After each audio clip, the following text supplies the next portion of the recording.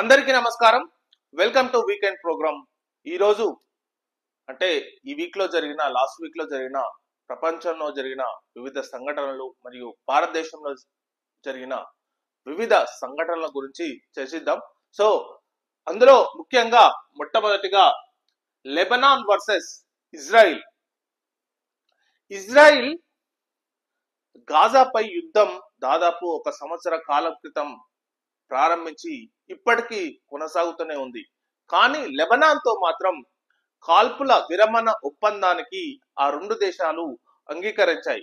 ఇక్కడ ఒకటి మనం గమనించాల్సింది ఏంటంటే, లెబనాన్ ఎప్పుడైతే ఇజ్రాయిల్ లెబనాన్ పై దాడి చేసిందో, ఫ్రాన్స్ చాలా ముఖ్యంగా ఫ్రెంచ్ అధ్యక్షుడు ఇమాన్యుయల్ మాక్రాన్ ముఖ్యంగా ఇన్వాల్వ్మెంట్ అయ్యి ఇజ్రాయెల్ తో మాట్లాడి లెబనాన్ తో యుద్ధం ఆపాలని చెప్పి ఫ్రాన్స్ ఈ కాల్పుల విరమణ ఒప్పందంలో కీలక పాత్ర పోషించింది.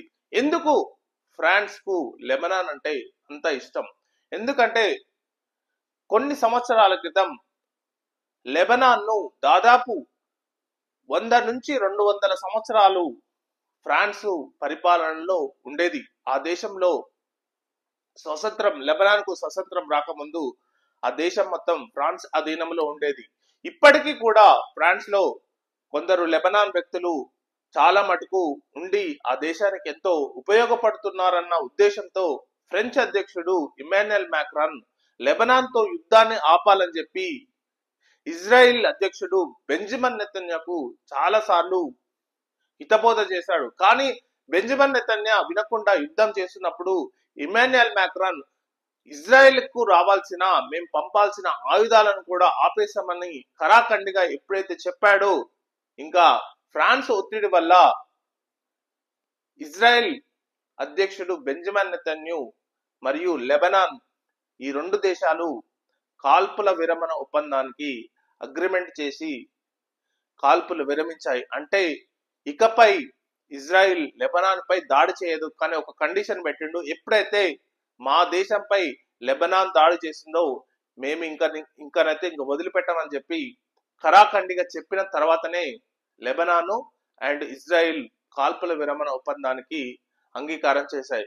కానీ గాజా ప్రాంతం మాత్రం ఎవరు ముందుకు రావట్లేదు. లెబనాన్ మాత్రం ఫ్రాన్స్ ముందుకు వచ్చి కాల్పుల విరమణ ఒప్పందం చేశాయి, కానీ మరి గాజాకు మాత్రం ఎవరు రావట్లేదు. ఖతారు చాలా సార్లు ట్రై చేస్తే అమెరికా ఒత్తిడి వల్ల ఖతార్ కూడా వెనక్కిపోవడం జరిగింది. సో ఇప్పుడు గాజాలో ఉన్న పరిస్థితి మాత్రం మరింత భయానకంగా మారిందని మనం తెలుసుకోవచ్చు. కానీ ఈ గాజాకు మరియు ఇజ్రాయెల్ కు మధ్య, పాలస్తీనాకు మధ్య ఒప్పందం జరగాలని, అక్కడ కూడా కాల్పుల విరమణ జరగాలని మనం ఆశిద్దాం. నెక్స్ట్ టాపిక్ వచ్చేసి హేమంత్ సోరెన్. జార్ఖండ్ ముఖ్యమంత్రిగా హేమంత్ సోరెన్, అంటే జార్ఖండ్ ముక్తి మోర్చా పార్టీ తరఫున హేమంత్ సోరెన్ ప్రమాణ స్వీకారం లాస్ట్ వీక్ లో జార్ఖండ్ ముఖ్యమంత్రిగా ప్రమాణ స్వీకారం చేశాడు. మీకు అందరికీ తెలిసిందే, హేమంత్ సోరెన్ కొన్ని నెలల క్రితం ఎన్ఫోర్స్మెంట్ డైరెక్టర్ మరియు ఈడీ సిబిఐ కేసులు అతని మీద పెట్టి చాలా నెలలు అతన్ని జైల్లో ఉంచాయి. దాన్ని అతను తట్టుకొని మళ్ళీ బెయిల్ పై వచ్చి మళ్ళీ జార్ఖండ్ ఎలక్షన్లలో పాల్గొని ఇప్పుడు ఏకంగా ఆ రాష్ట్రానికి ముఖ్యమంత్రి కూడా అయ్యాడు. ఎందుకంటే ఇక్కడ ఒకటి గమనించాల్సిన విషయం ఏంటంటే, జైలుకి వెళ్ళిన తర్వాత ఏ వ్యక్తి అయినా గెలిస్తే అతని కాన్ఫిడెంట్ అనేది చాలా ఎక్కువగా ఉంటుంది. అప్పుడు డిఫెన్స్ అనేది వేరే పార్టీపై ఉంటుంది. ఎందుకంటే ఇతనికి జైలుకు పంపినా గానీ మళ్ళీ వచ్చి గెలిచాడంటే ప్రజలలో అభిమానం ఉన్నదని అందరం మనం అనుకుంటాం. సో అది నిజం కూడా. ఎందుకంటే జార్ఖండ్ ముఖ్యమంత్రి హేమంత్ సోరెన్ జైలుకి వెళ్ళిన తర్వాత వచ్చిన ఎలక్షన్లలో అత్యద్భుతంగా విజయం సాధించి, మరియు ఇండియా కూటమి అంటే జార్ఖండ్ ముక్తి మోర్చా మరియు కాంగ్రెస్ రెండు పార్టీలు కలిపి జార్ఖండ్ లో అధికారాన్ని పంచుకుంటూ మరియు ముఖ్యమంత్రిగా హేమంత్ సోరెన్ ప్రమాణ స్వీకారం కూడా చేశాడనమాట.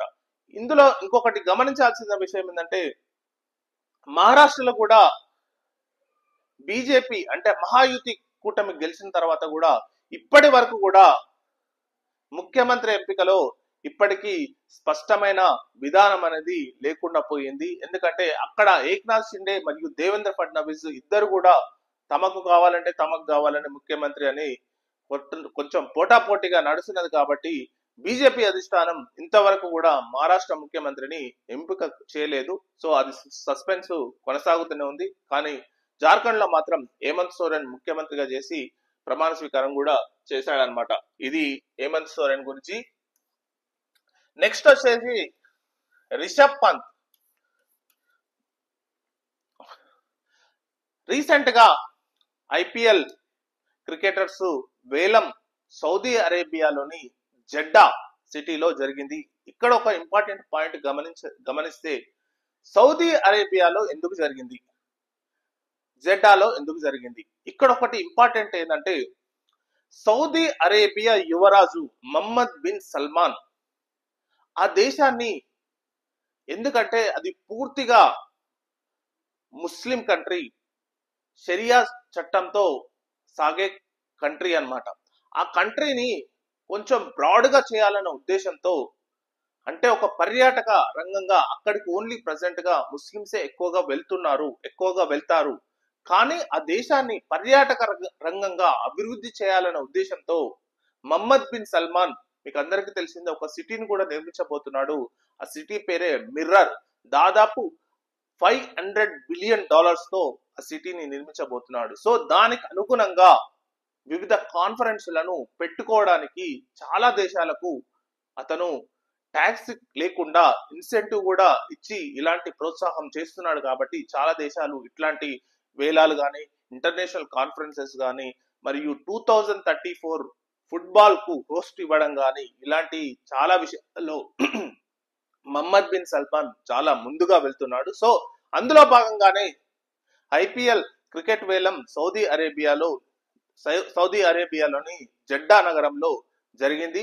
ఆ సిటీలో మీరు ఒక్కటి గమనిస్తే రిషబ్ పంత్ ను దాదాపు 27 కోట్లకు లక్నో జైంట్ అనే ఫ్రాంచైజీ కొనుగోలు చేసింది.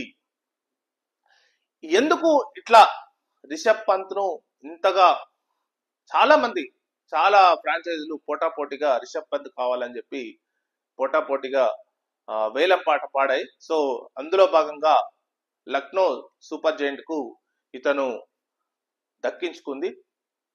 ఇక్కడ మనం గమనించాల్సిందంటే కొన్ని సంవత్సరాలు, అంటే ఒక 2-3 సంవత్సరాల క్రితం రిషబ్ పంత్ కు కార్ యాక్సిడెంట్ అయ్యింది. కార్ యాక్సిడెంట్ అయినా సరే కానీ అతను ఏమాత్రం ధైర్యం పోగొట్టుకోకుండా చాలా ధైర్యంతో మళ్ళీ ఫీల్డ్ లోకి అడుగుపెట్టి, మళ్ళీ క్రికెట్ లోకి అడుగుపెట్టి ఈరోజు హైయెస్ట్ పేమెంట్ క్రికెటర్ గా ఎదగడం అనేది చాలా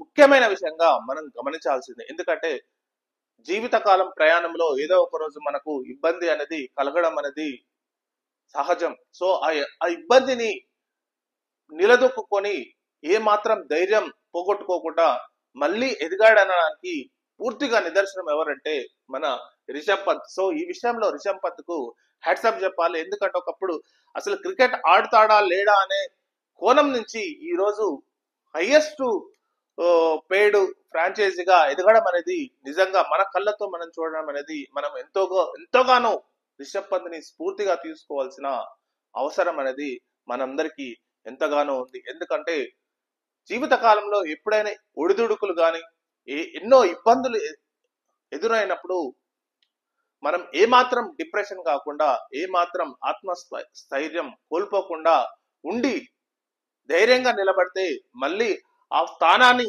మళ్ళీ కోల్పోయిన వాటిని మళ్ళీ మనం దక్కించుకోవచ్చు అనడానికి ఉదాహరణగా రిషబ్ పంత్ నిలిచాడు. సో ఈ విధంగా ఈ రోజు రిషబ్ పంత్ కు మనం హ్యాట్సాప్ చెప్పాల్సిన అవసరం ఎంతైనా ఉంది.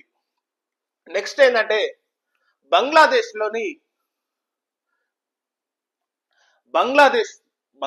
లో హిందువులపై దాడి అనేది చాలా ఇంపార్టెంట్ విషయం. ఎందుకంటే ప్రపంచంలోని కొన్ని దేశాలు చాలా, ఇప్పుడు ఎగ్జాంపుల్ అమెరికా కాబోయే ప్రెసిడెంట్ డొనాల్డ్ ట్రంప్ కూడా రియాక్ట్ అయ్యి బంగ్లాదేశ్ లోని హిందువులపై దాడి అనేది అనాగరికమని, అసలు అసమంజసమని స్టేట్మెంట్ కూడా ఇచ్చాడు.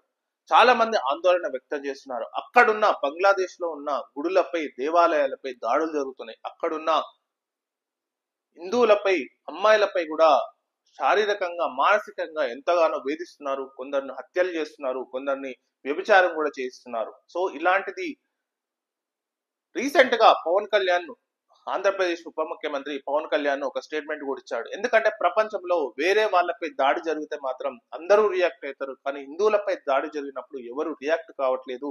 నేను మాత్రం బంగ్లాదేశ్ లోని హిందువులపై దాడికి నేను వ్యతిరేకం, వాళ్లకు మద్దతుగా నిలుస్తానని చెప్పి రీసెంట్ గా స్టేట్మెంట్ కూడా ఇచ్చాడు. భారతదేశం మాత్రం చాలా స్ట్రాంగ్ గా బంగ్లాదేశ్ లోని హిందువులపై వాళ్ళకు మద్దతుగా నిలుస్తుంది, వాళ్లకు బాసటగా నిలవాలని ప్రైమ్ మినిస్టర్ మోడీ కూడా చెప్పారు. సో ఈ విషయంలో ప్రపంచ దేశాలు అనేది బంగ్లాదేశ్ పై ఒత్తిడి తీసుకురావాలి. ఇంకో విషయం ఏంటంటే బంగ్లాదేశ్ తమ రాజ్యాంగంలోని సెక్యులర్ అనే పదాన్ని తొలగించి, అంటే అది పూర్తిగా ఒక మతపరమైన కంట్రీగా మారడానికి ప్రయత్నిస్తుంది అన్నదానికి ఇప్పుడు ప్రజెంట్ గా ముఫ్తీఖర్ అంటే ప్రధానమంత్రి, అంటే బంగ్లాదేశ్ ప్రధానమంత్రి అయిన ముఫ్తీఖర్ ఆధ్వర్యంలో జరుగుతుంది అనడానికి నిదర్శనంగా కొన్ని సంఘటనలను మనం చూస్తూనే ఉన్నాం. సో ఈ విషయంలో ప్రపంచ దేశాలు బంగ్లాదేశ్ లోని హిందువులపై దాడిని ఖండించాలని, అక్కడున్న హిందువులకు బాసటగా నిలవాలని చెప్పి ప్రపంచ దేశాలను కోరుతూ, మరియు భారతదేశం కూడా ఎవరైతే హిందువులు ఇక్కడ వచ్చి భారతదేశం రావడానికి వాళ్ళు ట్రై చేస్తున్నారో వాళ్లకు సంబంధించిన వీసాలు కానీ తొందరగా వేయాలని మనం కోరుకుంటూ ఈ విషయం చూద్దాం.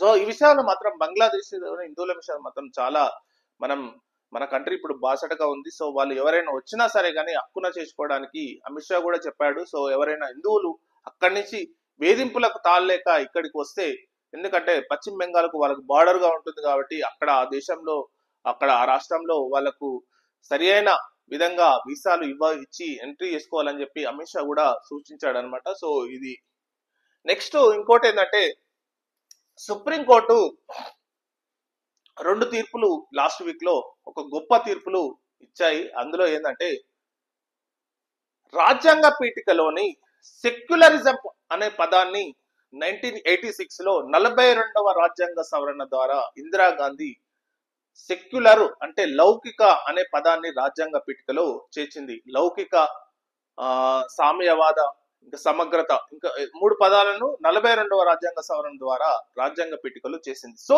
ఈ అధికారం పార్లమెంటుకు లేదని చెప్పి చాలా మంది సుప్రీంకోర్టులో పిటిషన్స్ వేశారు. కానీ మొన్న జస్టిస్ సంజయ్ కుమార్ అనే ధర్మాసనం ఏం చెప్పిందంటే, ఎప్పుడైతే రాజ్యాంగం సవరించే అధికారాన్ని, అంటే రాజ్యాంగాన్ని సవరించే అధికారం పార్లమెంటుకు ఉందో, ఆ రాజ్యాంగ పీఠికలోని పదాలను కూడా సవరించే అధికారం పార్లమెంటుకు ఉంది అని చెప్పి సుప్రీంకోర్టు జస్టిస్ సంజయ్ కుమార్ ధర్మాసనం చెప్పిందనమాట. ఇక్కడ మనం గమనించాల్సింది ఏంటంటే, ఇక్కడ బీజేపీ గవర్నమెంట్ ఎప్పుడైతే ఇప్పుడు ఇందిరాగాంధీ గవర్నమెంట్ రాజ్యాంగ పీఠికలో లౌకిక అనే పదాన్ని చేర్చింది, ఇప్పుడు బీజేపీ గవర్నమెంట్ ఆ పదాన్ని తొలగించవచ్చు. ఎందుకంటే బీజేపీ గవర్నమెంట్ లౌకిక సెక్యులర్ అనే పదాన్ని తొలగించడానికి ట్రై చేస్తుంది కాబట్టి ఇప్పుడు బీజేపీ గవర్నమెంట్ ఆ పీఠికలోని ఏదైనా అంశాన్ని తొలగించాలనుకుంటే తొలగించుకోవచ్చు అనే దానికి పూర్తిగా ఈ సుప్రీంకోర్టు తీర్పు అనేది మనకు ఉదాహరిస్తుంది. కానీ సుప్రీంకోర్టు ధర్మాసనం ఒక మాట అన్నది, ఏవైతే పదాలు చేర్చడం వల్లనో, ఏవైతే పదాలను కొన్ని తీసేయడం వల్లనో రాజ్యాంగ ముఖ స్వభావాన్ని మార్చలేరు, అంటే రాజ్యాంగ మౌలిక స్వభావాన్ని ఎవరు మార్చలేరు. ఇక్కడ ఒకటి గమనించాల్సింది ఏంటంటే, సుప్రీంకోర్టు ధర్మాసనం ఇంకొక వ్యాఖ్య కూడా చేసింది, మీరు ఒక పదం చేర్చడం వల్ల, అంటే లౌకిక అనే పదం చేర్చడం వల్ల ఒక మతానికి ఇష్టంగాను ఒక మతానికి వ్యతిరేకము కాదు. రాజ్యాంగానికి, భారతదేశ రాజ్యాంగానికి ఏ మతము లేదు, ఏ కులము లేదు. ఇదొక లౌకిక అని చెప్పలేదు, కానీ భారతదేశానికి ఏ మతం లేదు. ఇదే అనేది భారతదేశ రాజ్యాంగ స్వభావాన్ని చూపిస్తుంది. ఒక పదం యాడ్ చేయడం వల్ల ఇంకో పదం తీయడం వల్ల రాజ్యాంగ మౌలిక స్వభావాన్ని మార్చలేరని చెప్పి సుప్రీంకోర్టు జస్టిస్ సంజయ్ కుమార్ ధర్మాసనం కూడా పేర్కొన్నది. ఇంకో తీర్పు కూడా ఈ వీక్ లో ఇచ్చింది ఏంటంటే, మనము ఈ మధ్య కాలంలో గమనిస్తూ ఉంటాం. ఎందుకంటే కొన్ని కులాల వారు కానీ కొన్ని వాళ్ళు గారు కానీ ఇతర మతాల్లోకి వెళ్తుంటారు, అంటే మార్చుకుంటారు. అది రాజ్యాంగం ఇచ్చిన పూర్తి హక్కు 21.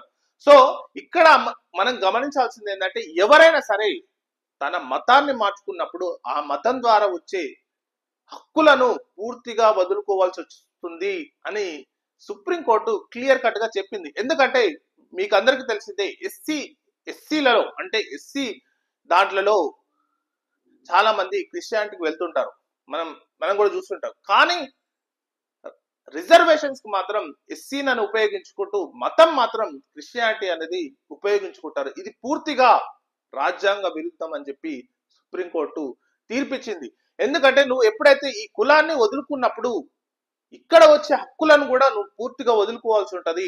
కేవలం నువ్వు ఏదైతే మతంకి వెళ్ళినావో అక్కడ వచ్చే వాటినే నువ్వు పొందాల్సి ఉంటది, కానీ దీన్ని మాత్రం నువ్వు ఎప్పుడు మాత్రం మళ్ళీ దాన్ని ఆశించకూడదని చెప్పి సుప్రీంకోర్టు చాలా క్లారిటీగా క్లియర్ కట్ గా ఈ విషయంలో తీర్పునిచ్చింది. సో ముందుగా అంటే ఇప్పుడు జరిగిపోయిన వాటికి ఇంకా చాలా మంది ఉద్యోగాలు ఇప్పుడు చేస్తున్నవారు చాలా మంది ఉద్యోగాలు తెచ్చుకుంటున్నారు. ఎందుకంటే రిజర్వేషన్ ఏమో ఒకటి పాటిస్తారు, కానీ బయట మతం మాత్రం వేరొకటి పాటిస్తారు. సో ఈ విషయంలో మాత్రం సుప్రీంకోర్టు మాత్రం చాలా క్లారిటీగా తీర్పునిచ్చింది. సో ఇక నుంచి మాత్రం అదే అమల్లో ఉంటుందని మనం ఆశిద్దాం.